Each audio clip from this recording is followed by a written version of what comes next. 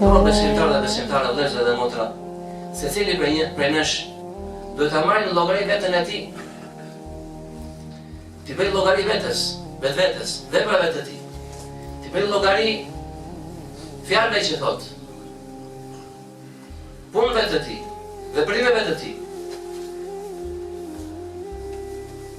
Çfarë ka lënë mangut, le ta veproj, qoftë dhe kaza.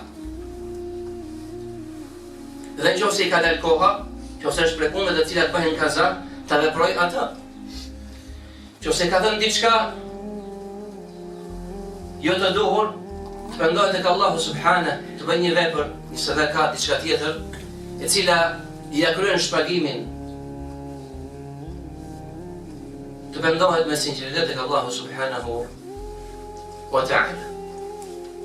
Sepse jeta e njeriut është e përbërë nga ditët, nga vitet, nga muajt, nga javët. Çdo ditë e cila shkon nuk kthehet. Çdo ditë e cila shkon na afron tek vdekja dhe exheli. Sa më shumë që mosha shkon, shtyhet, ecën përpara, i afrohemi vdekjes. Sa më shumë që shkon një ditë,